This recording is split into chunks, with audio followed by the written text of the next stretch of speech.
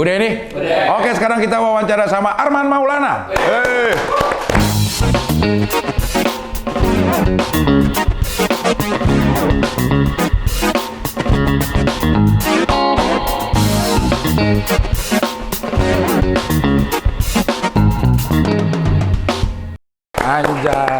Anjay. Cuaks. Ya, iya. Man, anak lu tuh di Inggris ngapain, Man? Main kelereng. Jadi gue beruntung Del punya anak dari SMP itu udah ngomong ke gue, "Pa, aku pengen jadi ilustrator." Oke. Kan kadang-kadang kayak misalnya lu atau gue aja atau mungkin anak-anak sekarang di SMA kelas 3 mau lulus, gue mau kuliah apa ya? Betul. Ya, gue jadi apa ya? Apa ya cita-cita gue masih gitu. Nah anak gue tuh dari SMP dia udah ngomong, "Pak, aku pengen ilustrator," gitu. Oh ya udah, gue nggak nganggap kan, masih SMP, SMA masih Neng, gue bilang, "Iya Pak, ilustrator." Sampai lulus SMA dia tetap, "Pak, aku pengen ilustrator, tapi maaf Pak, aku pengen kuliahnya di Inggris karena ya anak sekarang lah ya nyari ini lebih cepat." Ada beberapa universitas yang menurut dia jurusan ilustrasinya bagus. Bagus, ya. Tapi kan Del, anak cewek satu-satunya, gue tunggal, lu masih mending ada dua gitu ya. Gue tunggal cewek, bukan kuliah di Surabaya men, atau di ITB itu di Bandung. Ini ke Inggris gitu, wah itu gue gila Del. Sempet nggak ngasih gue. Karena? Ya men, anak cewek gitu ke sana, ya jangankan lah, ya coba misalnya kuliah di Surabaya deh gitu bisa. Wah pasti kan seorang bapak, tar dulu lihat kos-kosannya apanya. Ini kan ke sana dia, waduh gua sampai, tapi akhirnya gua sampai jadi perdebatan kenceng sama bini gua, yang akhirnya ya udahlah, gua nerima tapi masih juga nggak nerima dalam hati gua.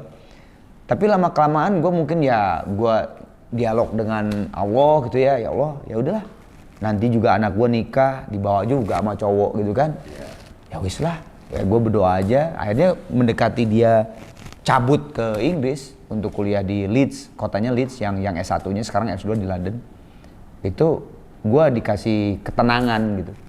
Ya wis akhirnya dia kuliah ilustrator. Kadang-kadang kita sebagai bapak kayak ngelarang-larang gitu bukan untuk kepentingan anak ya. Ketidakmampuan kita berpisah. Ketidakmampuan berpisah, tapi ada yang sangat menohok dari Dewi kalau menurut gua. Jadi gini, Dewi itu kan punya kakak almarhum Kang Dedi, Adedi ya. Adedi itu udah meninggal. Jadi si Adedi itu almarhum itu sama si Empah, bokap almarhum juga, itu Adedi itu pengennya masuk SMA. Oke. Tapi sama Empah bilang nggak bisa ke STM. Gitu. Nah, itu tuh Dewi melihat ketika si Adedi itu disuruh ke STM, ada satu akhirnya pemberontakan setiap harinya karena kayak gue pengennya SMA gitu ya. Nah Dewi itu ngomong, nah saya nggak mau terjadi seperti kakak saya, anak kita itu kasihan kan kalau misalnya dia udah pengennya ke situ, mana dari SMP dia udah nggak berubah, tiba-tiba gue bilang enggak, lu kuliah di Jakarta, lu gimana ntar mau lu jadi ya istilahnya anak lu jadi rebel gitu kan kepada lu gitu. Nah gue rada-rada kepukul juga di situ. Sama oh ya benar juga ya mau yang mau sekolah dia gitu kan ya udahlah akhirnya. Emang nggak ada yang deket sekolah ilustrator? Sebenarnya ada, mungkin di sini rupa ITB ada ilustrator, ada juga setahu gue, terus mungkin Jogja ya, Jogja isi dan sebagainya. Cuman ya nggak tahu anak gue tuh memang pengen ke Inggris gitu, bukan ke Amerika. Gue sempet, dia kan waktu kecil itu dia seneng banget anime Jepang. Sampai gue inget banget sampai nganter dia ke Singapura karena dulu tuh belum ada di sini festival anime, adanya Singapura. Gue antar waktu di SD, gue inget banget. Nah gue mikir, Neng Jepang aja lah, bilang ya paling tidak anime, Jepang cuma 7 jam gitu maksud gue kan.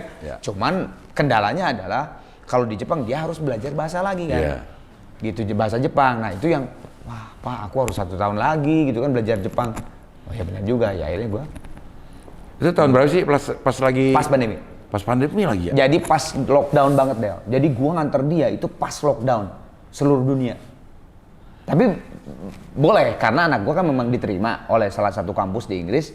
Jadi si Inggris itu dulu walaupun lockdown yang boleh masuk ke situ adalah orang-orang yang kuliah, yang diterima di Inggris kuliah, dan orang-orang yang ekspatriat, maksudnya yang bekerja di Inggris, yang memang harus kerja di situ.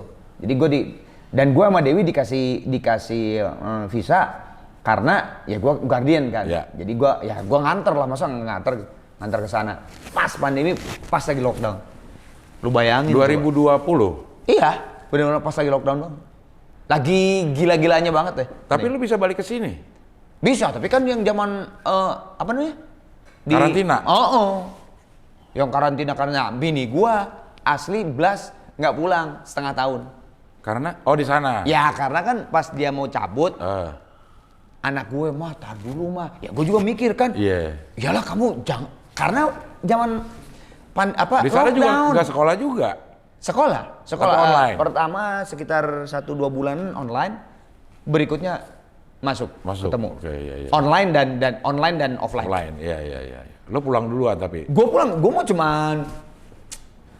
cuman 2 minggu lah kali. Bini gue yang akhirnya udahlah lu di sana aja deh gitu sampai ngabisin visa 6 bulan kan. Iya. Udah ngasih karena ya gue juga nggak ngasih juga men, gila lu kalau nggak lockdown mah, kalau nggak ada pandemi mungkin ya udahlah ya. Gak juga dia kan bener-bener kalau itu kan sendiri gitu, wah rada ngeri juga. Iya. Pas lagi lockdown, lagi ekonomi lagi goncang, itu gimana tuh man? Alhamdulillah ketika anak gue dari dulu ngomong bahwa dia pengen ke Inggris Illustrator, gue memang udah nabung. Nah, untuk itu sekolah. penting, ya. Dia ya maksudnya kan gue punya anak 1 Del. Gitu. Gak kayak cerita gue, lu 8 bersaudara, gue 6 bersaudara. Kebayang lah jadi orang tua bagi-baginya gimana gitu. Nah, gue punya job. Ketika ada kerjaan gue tabungin, emang anak gue pengen situ ya udah gue tabungin. Memang udah ada, istilahnya dana sekolah tuh udah ada. Dana pendidikan udah ada. Betul.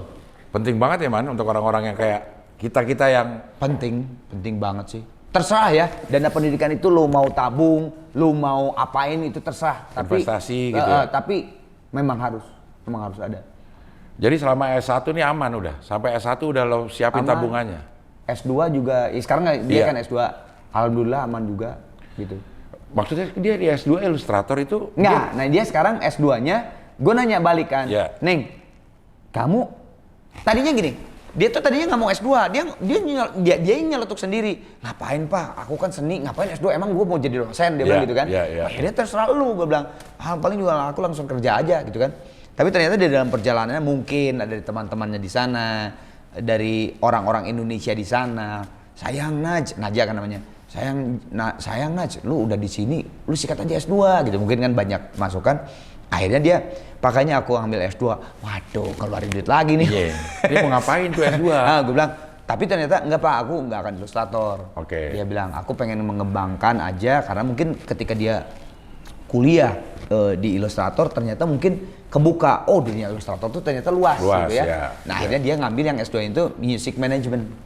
Music Management. Karena mungkin di otaknya dia kan nggak tahu tuh antara ilustrator dengan music management akan di-combine menjadi sebuah apa gitu, gue nggak tahu. Oh ya boleh, gue bilang oke, malah gue setuju karena kan jadi lebar gitu kan. Bisa aja kan dia ya music management berarti kan dia belajar manajemen. Nah, bisa aja tidak di musik, bisa aja dia kesananya nanti mungkin di kantor apa manajemen dan sebagainya. Kalau dilihat dari sekarang keperluan manajemen untuk musik perlu nggak sih man? Oh iya tuh. Enggak, pada saat orang udah bisa ngapain aja, maksudnya sendiri. Tapi kalau menurut gua ya, seorang artis ataupun satu grup band ataupun sebuah kelompok musik atau apapun itu, tanpa manajemen itu bullshit deh. Kalau menurut gua, tetap aja deh harus termanage. Untuk bikin karya mungkin lebih mudah sekarang. Bikin karya mah sikat-sikat aja. Iya. Sekarang dipermudah. Dulu di kamar mandi aja bisa. Betul. Di kamar aja bisa. Iya. Kalau dulu kan gua harus ke rekaman ya Pak. Betul. Kalau sekarang tuh udah bisa di mana-mana. Manajemen yang seperti apa yang diperlukan masih? Memanage. Sekarang lu sama gue. Sekarang gua tanya balik sama lo. Ketika lu sukses mendapatkan nama Abdel di perindustrian hiburan di Indonesia, itu kan istilahnya oke lah, memang lu perjalanan. Tapi pada saat sukses tuh ya udahlah, gue udah dapat nama Abdel, istilahnya nyari parkir aja. Cing Abdel di sini aja gitu. Udah. Yang paling susah adalah apa? Mempertahankan kan. Betul. Itu yang paling susah. Lu bisa berapa tahun sebagai Abdel, masih sekarang kepake di TV ini jadi host dan yang susah adalah mempertahankan. Nah, dalam mempertahankan itu kalau menurut gua sangat-sangat diperlukan sebuah manajemen atau orang yang memanage atau sistem yang memanage. Gigi manajemennya dari? Pertama dulu almarhum Baron karena masih warung kan. Ya grup pertama kali gitu ya. Udahlah ke Baron aja. Nah, memasuki ke profesionalannya tuh sampai punya kantor zaman Dani Pete, si Pete. Iya. Pete 20 tahun. Nah, ketika itu balik lagi ke Baron 5 tahun. Tapi tetap ketika Baron balik lagi tuh Baron tuh nggak mau disebut manajer. Dia sendiri yang ngomong, "Enggak lah, udah gua mah barengan aja sama lu berlima." Jadi berlima gitu. Udah gua mah bukan manajer, gua yang ngawal lu gitu ya. Tapi ya akhirnya gitulah. Nah, sekarang pas Baron Covid meninggal, Hendy akhirnya yang megang. Berapa? Iya. Top butuh manajemen. Baron keluar kenapa sih? Dulu Iya. sekolah di Amerika. Sekolah gitar, sekolah musik, sekolah apa? Nah, dia juga sama. Dulu dia justru sekolahnya tuh bukan musik. Apa sih kalau Bisnis.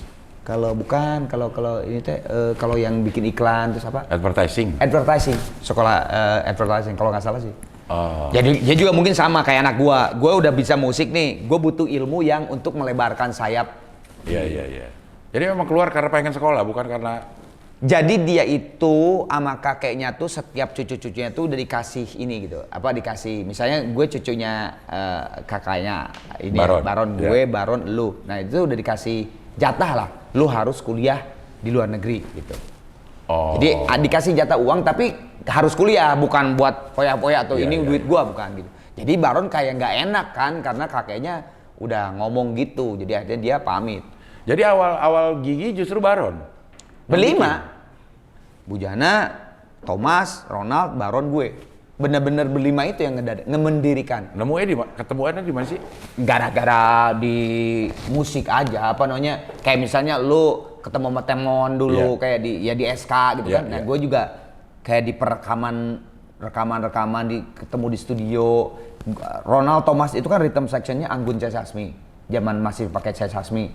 Nah, gue sama Anggun, gue sama Next Band, vokalis Next Band, dulu tuh sering banget tour sama Anggun. Nah, Next Band itu yang suka sama Iwa itu?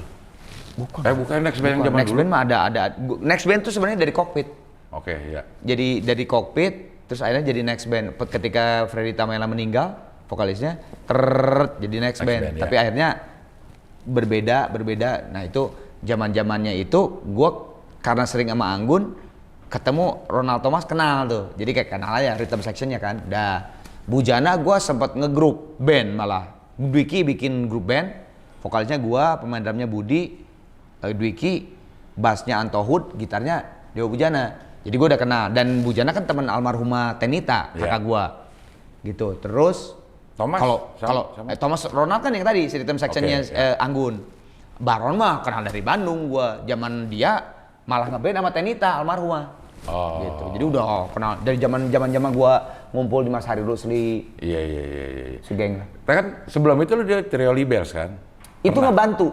Jadi gua tuh kan solo. Jadi gini ceritanya. Gua datang ke Jakarta. Jadi gua waktu festival band SMA se-Jawa Bali zaman SMA itu di Jogja. SMA Bandung tuh diwakili sama gua, SMA 5 Bandung. Di SMA 5 Bandung ada Capung Java Jive, main gitarnya. Pemain drumnya Tommy itu dunia kecil Marvel Band. Gitu. Di 70 Bulungan yang dari Jakarta wakilnya 70 Bulungan ada Topati. Dari Semada Surabaya ada Dani Ahmad. Itu tuh pas festival band itu tuh. Nah, gue juara. Jurinya Mas Ben mendiang Mas Ben Sleo. Nah, Mas Ben lihat gue mungkin feeling, wah ini anak bisa nyanyi nih gitu. Akhirnya dia pas gue menang ke backstage dia datengin gue. Arman ya namanya, ya Mas Ben. Wah, Mas Ben kan udah gede kan saat itu gue, wah Mas Ben gitu. Ya Mas Ben, kamu nanti kalau Gadis ulang tahun, majalah Gadis, dia masih di majalah Gadis. Main ya sama Ben. Wah, gue seneng banget kan, padahal kakak gue udah di majalah Gadis. Tapi gue nggak ngomong, Peria tuh di majalah Gadis, gue cek aja. Ulang tahun Gadis. Nah dari situ gue jadi deket sama Mas Ben. Dan gue ngomong sama Mas Ben, gue ini bentar lagi keluar dari SMA 5. Gue pengennya kuliah di Jakarta. Doain deh masuk UI. Oh siap, pokoknya kalau lu masuk UI, lu pager gue. Gue akan ngasih kerjaan. Oke. Masuk tuh gue pager Mas Ben. Dipikirin gue, bukan nyanyi, Del. Di pikiran gue tuh kan Mas Ben tuh kan gede, banyak kegiatan. Gue pikir gue dijadiin panitia apa aja karena gue orang Bandung, nggak punya teman di Jakarta.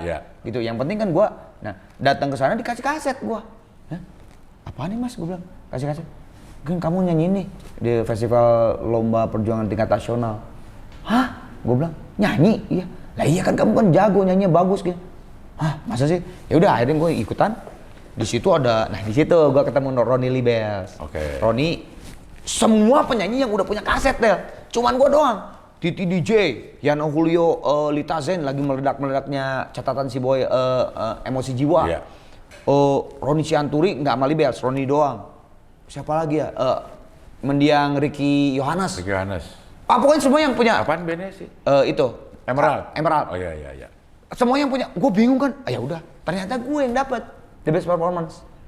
Itu apa? Lagu perjuangan? Iya perjuangan tapi tingkat nasional. Kalau dulu kan TVRI kan yang terbesar. Maksudnya nyanyiin lagu-lagu perjuangan atau lagu perjuangan yang diciptain baru. Jadi ada lomba lagu perjuangan gitu untuk 17 Agustus. Keren-keren, lagunya keren-keren. Bener-bener pop aja gitu pop. Gue di aransemen sama Erwin Gutawa. Lagu gue. Nah, gue tiba-tiba di panggung lari-lari. Semua bingung kan juri ini siapa gitu kan.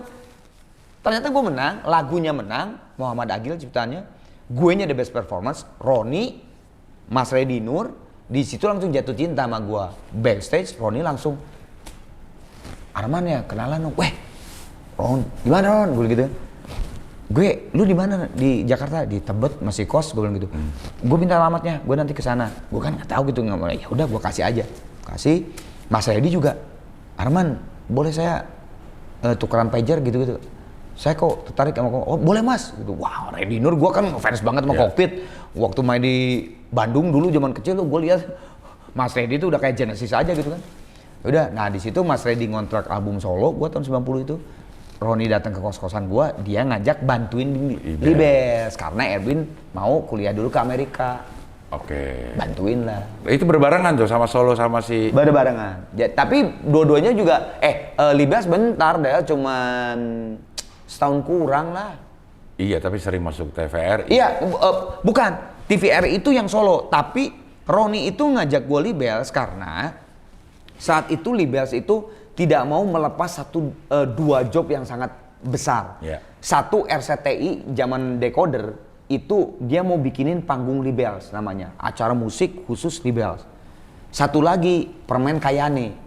Itu permen Jepang tapi gede-gedean banget gitu.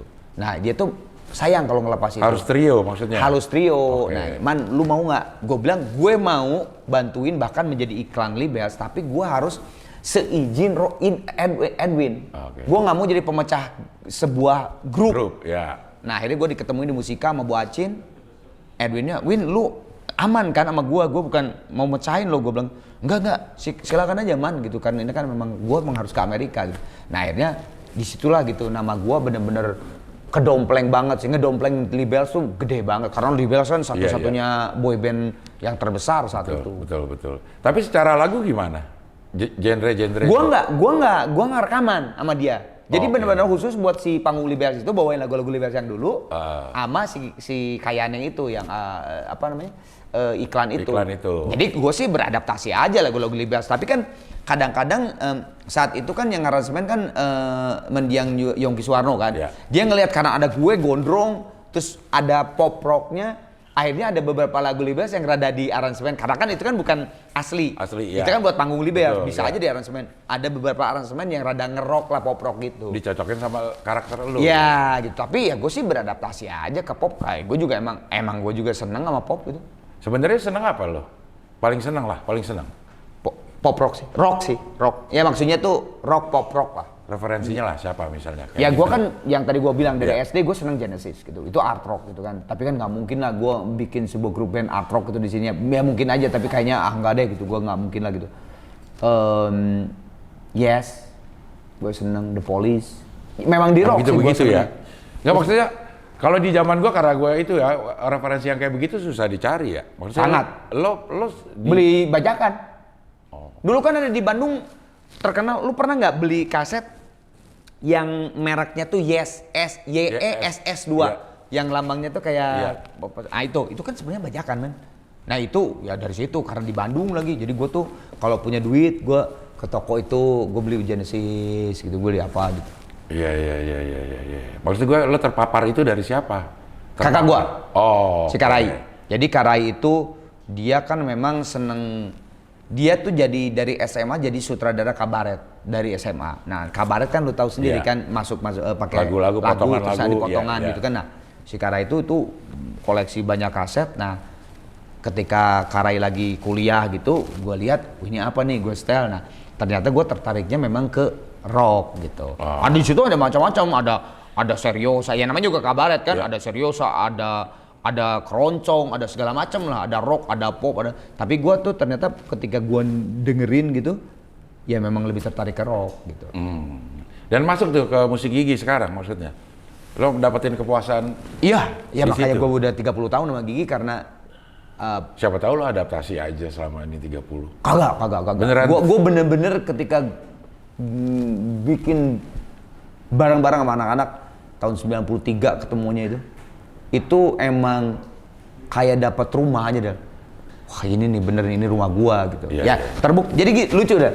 Waktu Gigi terbentuk ya, berlima kan, Baron, gue, Ronald, Thomas, Bujana gitu. Nah yang udah istilah gini, Baron, Ronald, Thomas itu kan lebih banyak behind, ya kayak misalnya ini kan rhythm sectionnya Anggun. Terus Empai itu dulu ngerjain album-album solo, Niki Astria, Nika Ardila dan sebagainya tuh rhythm sectionnya selalu Ronald Thomas kan ya. Jadi tetap orang belakang lah istilahnya gitu kan. Baron juga sama, dia di perrekaman tuh banyak banget, tapi kan orang belakang juga. Nah, yang udah solo album, terus gue udah jadi Arman Libels lah gitu istilahnya. Terus Dewa Bujana lu tahu sendiri kan dia grup bandnya banyak. Kelihatan lah gitu aja Arman dan Bujana pas bikin grup band Gigi. Itu semua wartawan tuh semuanya tuh memandang a priori kepada gua sama Bujana. Karena? Paling juga si Arman sama Bujana yang cabut duluan dari Gigi. Dia mah udah punya karir lah gitu Iya. Ternyata gue sama Bujana yang gak pernah keluar lagi. Ronald, Baron. Ronald keluar. Thomas keluar gara-gara PTW kan, masuk lagi. Baron keluar gara-gara yang itu sekolah, walaupun balik lagi Gigi, tapi bukan sebagai player. Gue Bujana yang bener-bener di Gigi, gak keluar-keluar. Sebetah itu loh memang sama Gigi. Ya gue merasa, mungkin sama Bujana merasa bahwa di Gigi bisa mengeksplor segala macam dan merasa betah kayak lu punya rumah, sejelek apapun rumah lu, inilah ada istanaku gitu. Iya.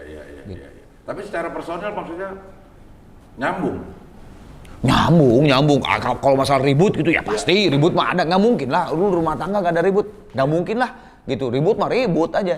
Bahkan kalau menurut gue ketika penciptaan sebuah karya kalau nggak ada ribut jangan. Oke. Berarti kan udah hopeless ya. Misalnya gue denger gitar dari lu, gimana nih man? Asik. Ya nggak asik dong. Harusnya tar dulu.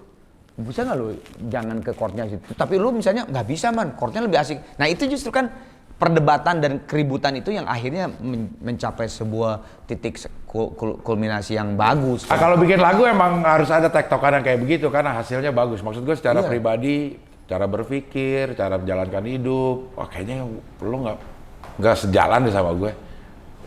Antara personel Gigi. Oh ya, dia itu keluar itu kan. Ya keluarnya Baron juga ada keributan ya, bukan gara-gara sekolah aja. Misalnya sekolah, monggo silakan, nggak gitu, ribut. Gini, waktu dulu tuh almarhum Baron, gue sama Bujana yang paling dekat, bukan yang paling dekat, karena gini, Ronald Thomas itu memang lebih ke apa ya? Udahlah, gue mah kalau masalah penciptaan karya, nah gue oke. Nah tapi ke manajerialnya itu tuh gue Bujana Baron. Jadi karena akhirnya kan jadi lebih dekat lah ya. Betul. Karena kan setiap ada show bisa apa, man ini gimana nih, Bud ini gimana gitu. Jadi kan karena pas Baron cabut ke Amerika, karena mungkin terlalu dekat, gue sama Bujana tuh kayak nggak ngerasa apa-apa, ya udah Ron nggak apa-apa gitu. Ronald Thomas tuh kesel banget, merasa lu seenaknya aja lu udah bangun band dan udah dapat masa gitu ya, istilahnya karya bagus, show di mana-mana, lu cabut aja gitu. Ribut gila, parah. Pokoknya sampai Baron ke luar negeri tuh, pas ke Amerika tuh, Ronald Thomas tuh udah nggak mau nanya-nanyaan. Oh. Nah, gue sama Bujana ributnya justru setelah Baron udah ada di Amerika. Apaan yang diributin? Ya gue baru ngerasa, iya ya kurang ajar juga nih. Baron gue bilang, maksudnya wah ninggalin. Bujana juga kan dari 2 gitar, jadi 1 gitar kan. Akhirnya jadi, wah iya ya gitu. Akhirnya sampai ada keributan yang cukup besar gitulah di tubuh kita gitu. Dibanding. Tapi akhirnya ya umur juga lagi muda ya di situ ya emosi kalian. Tapi setelah kisaran 3 tahun dari Baron nggak ada di Gigi 4 tahun, akhirnya ya terjalin lagi hubungan komunikasi ya biasa lagi. Biasa lagi. Iya. Thomas keluar. Nah, sebelum Ronald kan keluar Thomas. Ya Thomas kan ya kena PTW ya saat itu kan wah banyak banget yang kena gitu kan. Itu ya pasti ribut lah, pasti ribut. Ya maksudnya ribut tuh ngapain sih lu gitu makanya gitu. Apa sih? Lu pernah sampai secara frontal bilang ke Thomas? Oh. Wah. Jadi gini, kita tuh nggak tahu. Karena ya gue juga kan dia tahu ngerokok aja enggak gitu. Jadi gue tidak tahu dunia Kang Au persilatan yang seperti itu. Kalau mungkin gue pernah nyobain atau apa mungkin make lu bisa gitu mungkin ya. Jadi gue tuh nggak tahu, Bujana nggak tahu.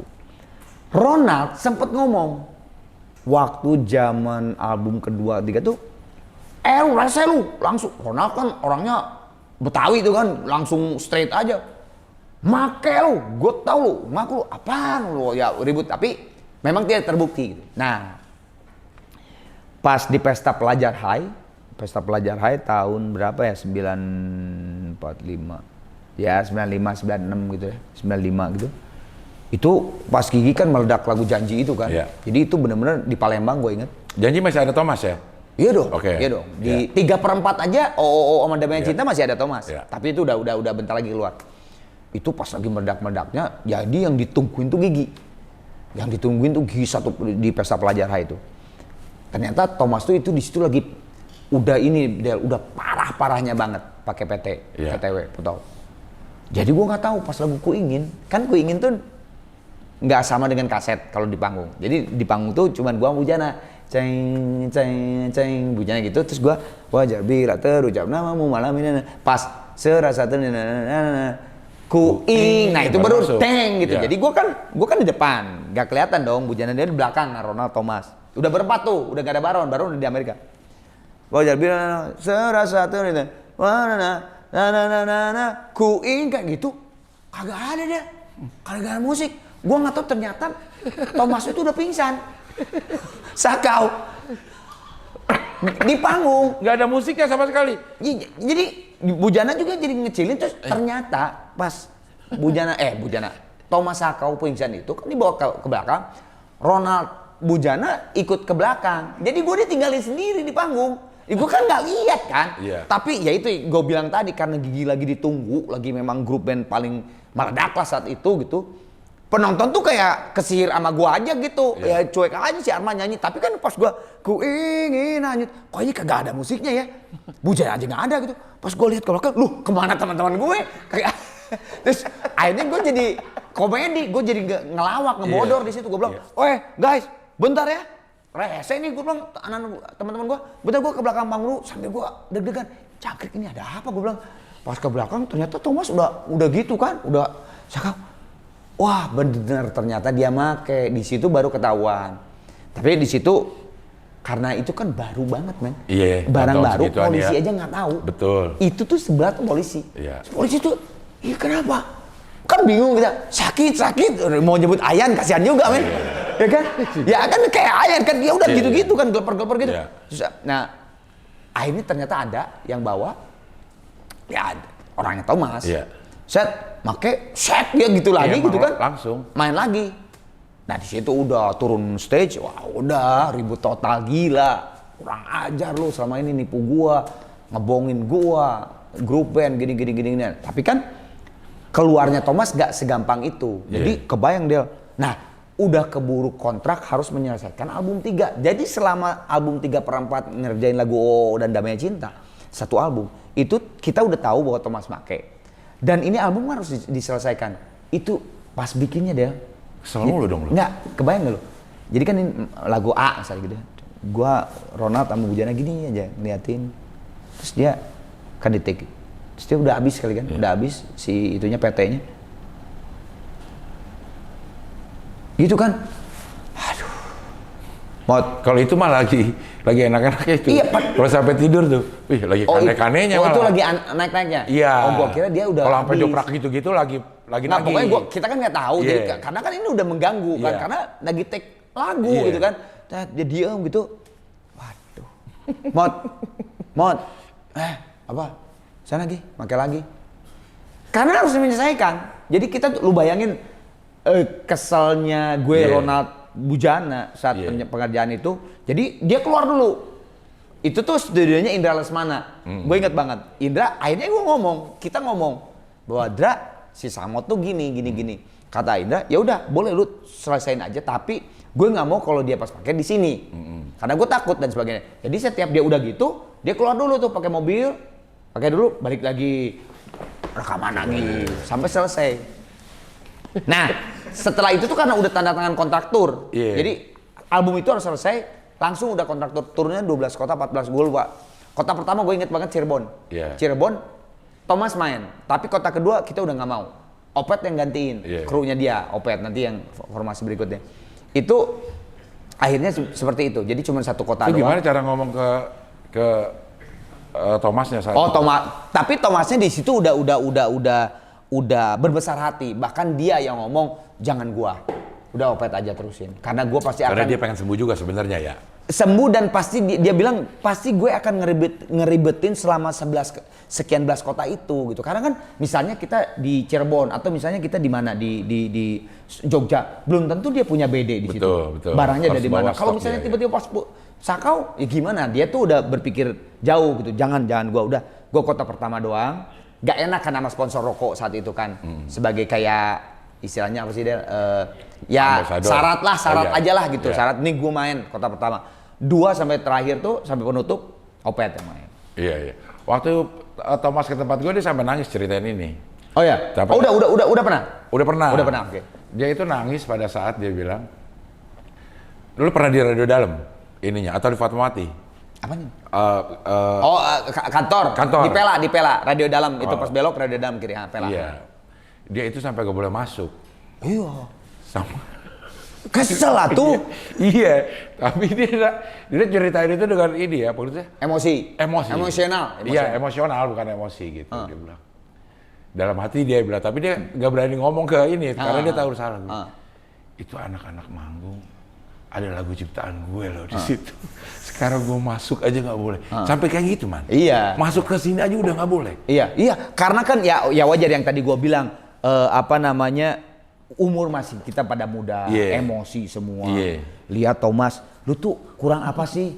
Gigi lagi gila-gilanya, duit ada, lu tiba-tiba main kayak gituan, ngancurin diri sendiri, habis deh. Habis deh. Rumah, bas, mobil, habis semuanya. Nah kita tuh kesel kan, keselnya tuh sambil kesel sayang maksud gue. Lu tuh ngapain gitu? Tapi kan dia kan terus, karena kan jadi dia tuh direhab nggak sekali dah. Iya. Wah berapa kali? Iya. Itu, jadi ya sampai akhirnya kalau Thomas datang, udahlah, nggak usah suruh masuk gitu. Ya lagi kesal-kesalnya. Lagi kesal-kesalnya ya. Tapi kan akhirnya Thomas ceritain nggak? Apa? Gue Bujana sama Pete yang ngelongok. Justru yang ngelongok dia, yang akhirnya dia kayak dapat tamparan bahwa gila ya ternyata anak-anak gigi ini yang nggak melukain gua. Betul. Nah akhirnya balik lagi ya itu. Iya. Nah itu momen kapan sih balik lagi? Itu. Jadi waktu dia maksudnya gini Mas, kan, maksudnya itu menyakiti ya. Gue bisa memahami ke orang-orang di sekitar orang yang make gitu, betapa tersakitinya gitu. Apalagi kita udah percaya sama orang itu, bangun mimpi bareng-bareng sama orang itu, terus dia ngancurin dengan kelakuannya itu ada tersakiti dalam banget gitu. Ngobatinnya gimana tuh man? Ya, jadi kan Ronald lagi Thomas itu udah berkali-kali. Iya. Gue nggak tahu rehab yang terakhir itu tuh yang gue datang sama Bujana itu rehab keberapa 4 atau 5. Nah dia tuh nangis gitu. Pas gue sama Bujana datang ke situ tuh nangis dia. Wah gila lu ternyata gue nggak ngelupain.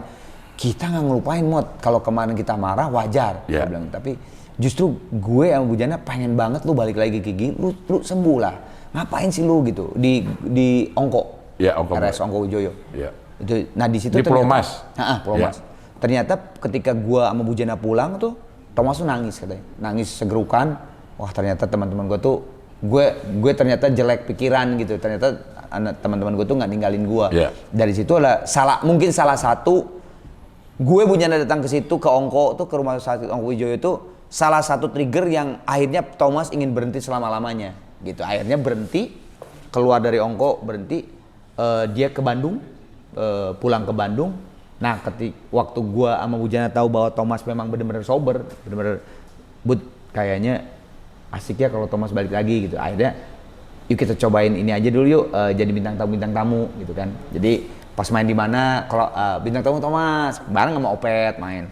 Nah Opet itu kan kayak gurunya lah Thomas tuh kan, dari krunya dia gitu kan. Terus dan memang dari Pangkal Pinang juga dulu Opet kesini tuh karena memang pengen ketemu Thomas, ngefans banget.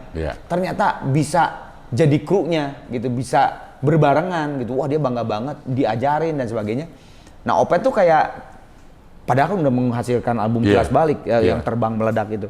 Opet tuh pas tahu Thomas sembuh, itu langsung ngomong ke gua sama Bujana, ke Budi, kayaknya gua harus keluar deh, Thomas deh, karena ada pemain bass gigi mah Thomas gitu, menurut dia tuh gitu. Loh serius nih Pet? Iya, akhirnya jadi justru Opet tuh kayak menyerahkan lagi kembali ke Thomas gitu. Ya akhirnya di album Baik, Thomas balik lagi, Opet bikin tiket, band tiket. Berbesar hati banget Opet ya? Banget, sangat. Sama dengan Budi ke Hendy. Budi ke Hendy juga sama. Jadi pada saat di album Budi itu Salam ke-8, Salam ke-8, lupa gua. Salam ke-8 mau ke Hendy itu dia kayak udah nggak intuit lagi gitu dengan gigi. Gua nggak tahu permasalahannya apa. Tapi gue yang milih siapa pemain drum, gue milih Hendy deh. Karena? Nggak tahu. Gue please deh Hendy deh yang gantiin gue. Belum pernah beririsan juga Hendy sama Gigi?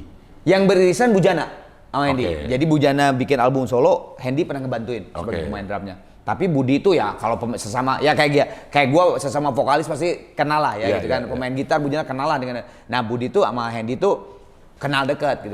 Budi itu langsung yang ganti gue Hendy deh. Gitu langsung gitu. Budi kenapa?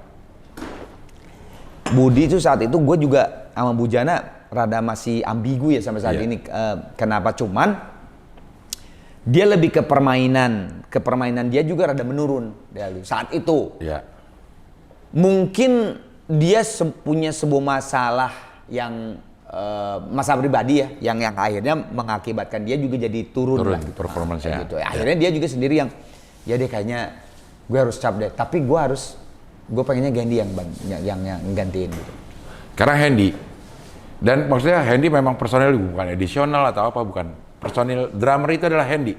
Iya langsung saat yang Budi itu ya istilahnya apa serah terima jabatan gitu, udah langsung bukan lagi edisional, udah langsung player. Hendy adalah pemain gigi. Tapi kan kalau dilihat dari 3 pemain drum yang ada di gigi, Ronald, Budi, Hendy, sekarang Hendy yang paling terlama kan, 20 tahun lebih.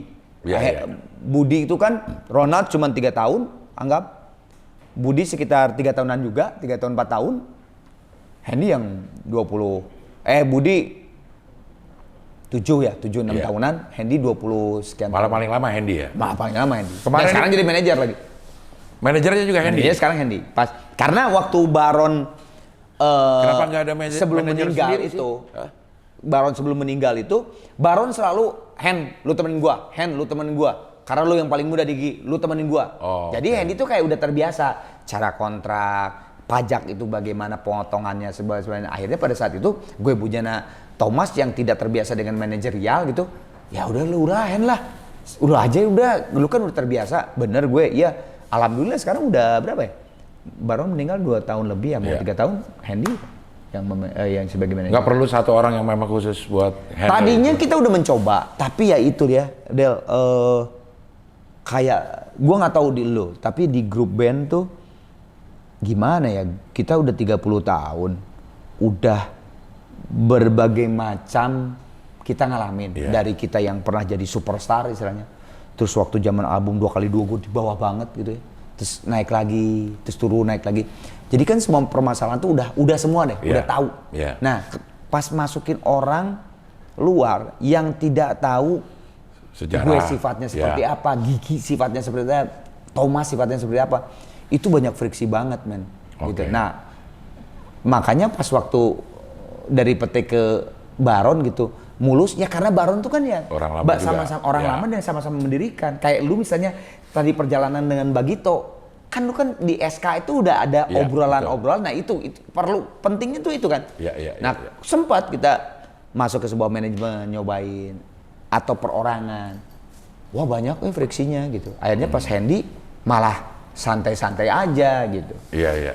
Kemarin itu sempat yang lagi masalah hak cipta. Raja, Hendy. Budi bukan?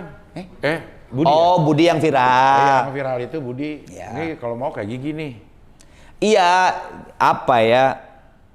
Kekeluargaan di Gigi itu bener-bener udah kayak adik kakak sih. Dia maksudnya keributan yang dulu tuh ya namanya juga keluarga pasti ada ribut ya. Rumah tangga tuh pasti ada ribut gitu. Nah, tapi memang kekeluargaan kita tuh udah memang semua ya Gigi yang sekarang gue, Thomas, Hendy Bujana semua merasa tidak akan mungkin Gigi ada selama 30 tahun ini kalau tidak ada saudara-saudara kita, Budi, Opet, Baron dan Ronald. Nah, nggak tahu kenapa sebetulnya kan masalah royalti itu kan sudah diatur oleh negara, adanya LMKN dan LMK gitu ya. LMK juga sangat banyak sekarang, ada WAMI, ada ini, ada itu sekarang. Dan itu semua kita juga daftar, kita juga dapat royaltinya. Publishing kita punya, saat ini Sony Music International, publishingnya, LMK-nya apa dan sebagainya. Tapi kita tuh selalu setiap turun stage yang tadi Thomas nangis. Ketika turun stage itu, iya tadi bawain lagu Terbang. Terbang itu kan di situ yang nyiptain tuh Budi, Opet dan gue dan Bujana berempat gitu. Dan ketika setiap kita bawain Terbang, orang nyanyi seneng. Kan kayak ada satu DNA-nya Opet dan Budi yang sebetulnya di situ ada. Bawain lagu ini, bawain lagu itu kan ini, ada Ronald, ada sebagainya. Nah itu tuh akhirnya kita bersepakat gitu untuk yuk kita potong setiap main untuk personel yang sudah tidak ada di Gigi gitu. Setiap main? Setiap panggung? Jadi setiap main tuh kita anggarkan sekian gitu. Jadi terus kita ya kasihnya sama kita per bulan. Per bulan gitu. Ya. Sebetulnya kan tidak ada di dalam hukum perundang-undangan Indonesia tidak ada. Itu lebih ke karena kita memang sudah seperti saudara gitu. Nah, dan Budi ternyata di si Iqbal, di channel YouTube-nya Iqbal ngomong itu dan akhirnya jadi viral. Kebenaran karena yang pas zaman-zamannya Dani sama Once ribut, Raja ribut, yang lain-lain lah dan sebagainya ribut. Badai. Akhirnya jadi muncul gitu itu. Tapi kan sebenarnya itu mah udah dari dulu dulu sebenarnya. Karena memang kitanya memang itu mah dari diri kita aja. Dan bukan buat Budi aja. Ya keluarga kan semua lah, Ronald, gitu semua. Udah di awal disingkirin dulu nih. Ini bagian untuk saudara-saudara kita. Ya itu mah udah urusannya Hendy yang gitu. Tapi kan itu kan kesepakatan barengan. Betul. Iya. Gitu. Oke Man, lo ngelihat anak-anak sekarang gimana Man? Yang asik. Dengan fasilitas yang sebegitu memudahkan untuk jadi penyanyi, untuk berekspresi segala macam. Ada perasaan takutnya nggak? Kalau gua sih enggak ya adalah karena musik mah selera, Iya. Iya kan, bukan olahraga. Gitu, bukan olahraga. Kalau olahraga kan memang lu harus juara 1, 2, 3 gitu kan. Ada batas waktu lagi. Misalnya lu pingpong, waktu lu tenis meja mau lawan si Desta, lu akan berlatih lebih keras. Walaupun misalnya lu memang tiap hari berlatih, tapi ini ada pertandingan sama Desta. Nah, itu olahraga gitu. Tapi kan kalau musik itu selera ya. Gue senangnya Padi, gue senangnya Sheila on 7, gue senangnya Tulus. Kan nggak bisa. Del, lu harus senang Gigi, kan nggak bisa. Gue seneng Tulus, mau diapain lagi? Gue seneng Raisa, mau diapain lagi tuh kan? Jadi buat gue bermunculannya artis-artis baru dan itu pasti akan seperti itu. Justru buat gue jadi tantangan, bukan takut. Ketika waktu dulu Kangen Band meledak, itu banyak banget tantangan orang. Ini apa sih band? Nyanyi aja kagak becus, main lagu aja kagak becus kayak gini. Tapi gue tuh sama anak Gigi, gak bisa lu ngomong gitu. Lu bisa kayak dia jutaan, menjual jutaan kaset. Gue bilang gitu. Menurut lu musik mereka cemen dan sebagainya, tapi lu bisa nggak? Lu bikin deh musik cemen kayak dia. Nah, laku nggak? Selalu itu yang kita perbuat ketika berjalan. Makanya alhamdulillah sampai detik ini Gigi terus ada. Gue project solo juga terus ada gitu kan. Gue kerjasama dengan anak-anak muda, arranger muda, komposer muda, produser muda gitu. Karena buat gue justru kalau gue takut atau yang penyanyi seumuran gue takut, bodoh kalau menurut gue. Harusnya justru dia berterima kasih dan mau belajar lagi dan belajar lagi. Ya. Mau belajar kepada yang lebih muda kan butuh kebesaran jiwa. Keberanian dan kebesaran jiwa. Gitu. Iya. Tapi kalau menurut gue justru asik. Karena industri musik juga sekarang udah berubah total, men. Nggak kayak dulu lagi gitu. Zaman fisik tuh kan apa ya, frame-nya tuh kelihatan deh. Tinggal promo ke radio, ketika keluar kaset, promo radio, bikin video klip, dipromoin di TV. Terus kalau di TV ada acara-acara musik kayak Inbox dan sebagainya, promo udah gitu. Nah sekarang kan gila deh. Iya. Lu di handphone lu ada album Gigi karena lu seneng. Ada pasti. Di handphone gue belum tentu ada Gigi, gitu kan? Gue senengnya sama Sheila on 7 misalnya. Berapa juta orang di Indonesia mendengar musik itu berarti kan beda-beda. Nah bagaimana caranya sekarang tuh si karya bisa kedengar ke sekian juta orang? Karena sekarang udah semuanya udah personal ya. Personal. Iya. Kalau dulu mah kan lu setel aja video klip Gigi. Betul. Lu yang dari tadinya nggak demen juga, jadi apal gue ya lagu si Arman gitu. Bisa dijejelin ya. Betul. Kalau sekarang udah bener-bener masing-masing sekarang. Banyak bisa milih kebebasannya ya. Oke, Arman Maulana, terima kasih. Lagi dong, udah lah. Sampai jam 5 subuh. Udah habis. Oh, baterai udah habis. Oke deh, kalau gitu. Iya deh. Oke deh kalau gitu. Dibatasi oleh baterai ini. Iya. Sehat terus. Lu juga sehat juga. Ya, mudah-mudahan berkah terus hidupnya. Amin ya Allah, ya Rabbal Alamin. Cepat kumpul bareng lagi sama si Neng. Ya, insya Allah. Dia mau si ke Jakarta Neng, atau lo yang mau ke sana? Enggak, si Neng pulang karena kan di sana libur Natal tahun baru. Itu rada panjang 1 bulan. Dia pulang karena di sini dingin, Pak. Udah gitu ngapain juga lama. Udah pulang. Mantap. Alhamdulillah. Oke lah kalau begitu. Sampai ketemu lagi di wawancara dengan tamu berikutnya.